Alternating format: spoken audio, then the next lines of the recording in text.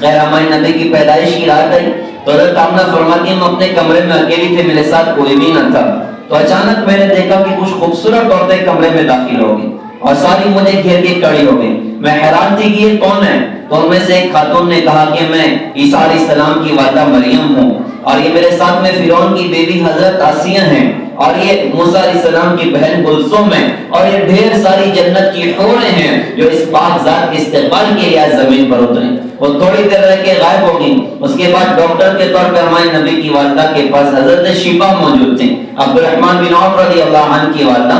تو ہمارے نبی کی پیدائش ہوئی، پیدائش کی رات ہے، وہ پاس میں ہے، تو وہ دیکھ کر حیران ہو گئی یہ کیسی نرالی شان کا بچہ ہے۔ بچہ پیدا ہوتا ہے تو بچے کی ناک ماں کی آنکھ سے جڑی ہوتی ہے۔ ہمارے نبی پیدا ہوئے تو آپ کی ناک ماں کی آنکھ سے جڑی نہیں تھی۔ بچہ پیدا ہوتا ہے تو اس کے پورے وجود کو صاف کرنا پڑتا ہے۔ ہمارے نبی پیدا ہوئے تو صاف ستھرے پیدا ہوئے، دھلے دھلائے پیدا ہوئے، اور پورا کمرہ مشکوں کی خوشبو سے بھر گیا۔ حضرت شیبہ حیران یہ کیسی نرالی شان کا بچہ۔ بچہ پیدا ہوتا ہے تو ختنہ باہر کرنی پڑتی، ہمارے نبی پیدا ہوئے تو مختون پیدا ہوئے، آپ کا ختنہ باہر نہیں کرنا پڑا۔ تو حضرت شیبہ دیکھ کر حیران ہو گئی یہ کیسی نرالی شان کا بچہ ہے۔ حضرت آمنہ سے کہا کہ آمنہ تیرا بچہ بھی بڑی نرالی شان کا، تو دیکھ سو صحیح کہ تیرا بچہ کیسا۔ یوں کہہ کہ ہمارے نبی کو حضرت آمنہ کے بازوں میں رکھا، تو جیسے ہی بازوں میں رکھا فوراً حضرت محمد صلی اللہ علیہ وسلم نے کروٹ بدلی، اور کروٹ بدلنے کے بعد دونوں ہاتھ دونوں گھٹنوں کو ٹیک کے ایسے سجدہ کیا جیسے ہم سجدہ کرتے ہیں، کافی لمبا سجدہ کیا۔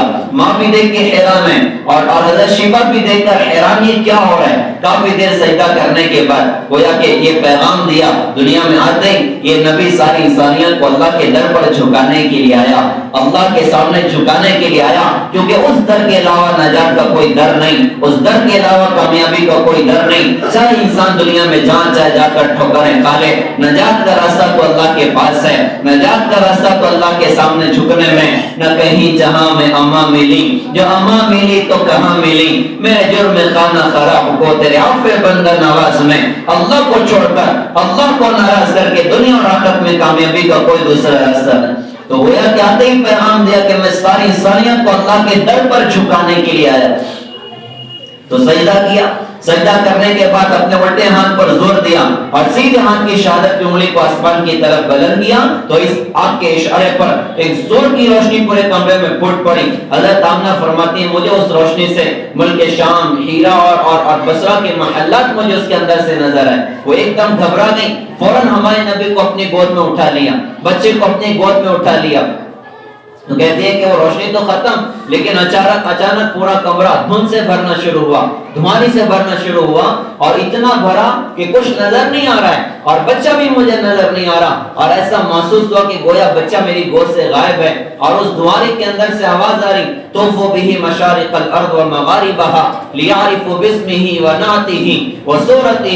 اس بچے کو مشرق، مغرب، شمال، جنوب کل کائنات میں گھماؤ تاکہ ساری دنیا جانے اس بچے کے نام کو، اس کی ذات کو، اس کی صفات کو۔ اور ایک آواز آئی اس بچے کو آدم علیہ السلام کے اخلاق دو، شیس علیہ السلام کی معرفت دو، نوح علیہ السلام کی شجاعت دو، ابراہیم علیہ السلام کی دوستی دو، اسحاق علیہ السلام کی رضا دو، اور اسماعیل علیہ السلام کی قربانی دو، یعقوب علیہ السلام کی بشارت دو، یوسف علیہ السلام کا جمال دو، موسیٰ علیہ السلام کا جلال دو، صالح علیہ السلام کی فصاحت دو، لوط علیہ السلام کی حکمت دو، ایوب علیہ السلام کا دل دو، دانیال کا وقار دو، موسیٰ علیہ السلام کا جلال دو، یحییٰ علیہ السلام کی پاک دامنی دو، عیسیٰ علیہ السلام کا زہد دو، اور سارے نبیوں کے اخلاق کو اس بچے کو گوتا دو۔ وہ پیدائش پر سارے نبیوں کی خوبیاں اکٹھی کر کے اکیلے حضرت محمد صلی اللہ علیہ وسلم کو اللہ پاک نے عطا فرما دی۔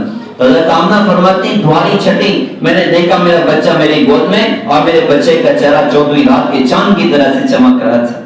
کیا وہ دن تھا، اس کائنات میں بہار آ گئی، اس کائنات میں لرزہ چھا گیا، سارے بت خانوں کے بت عالم و زمین پر گر گئے، اور بتوں سے آواز آئی ہمارا زمانہ چلا گیا، ہمارا زمانہ چلا گیا۔ کافر بادشاہ اس رات گونگے ہو گئے، بات نہیں کر سکتے تھے۔ ایران کا بادشاہ تو نوشیروان، اس نے ایران میں بڑا زبردست مضبوط محل بنایا تھا، اس کے 14 کنگوڑے گر کے توڑ گئے۔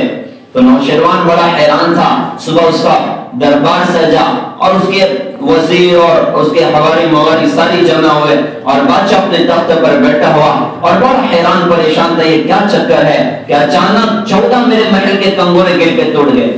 کوئی شخص آگے کہتا ہے کہ جی آج رات عجیب بات ہے, فارس کی آگ بجھ رہی ہے, 1000 سال سے جل رہی تھی, اچانک وہ آگ بجھ گئی, لوگ اس کی عبادت کیا کرتے تھے. کوئی آگے کہتا ہے کہ یہ دریا ساوا خشک ہو گیا, اس کا پانی ختم ہو گیا. ایک شخص آگے کہتا ہے کہ جی آج رات میں نے خواب دیکھا کہ کچھ اونٹ ہیں جو گھوڑوں کو بھگا کر لے کر جا رہے ہیں اور دریا دجلہ سے پار ہو کے ساری دنیا میں پھیل گئے.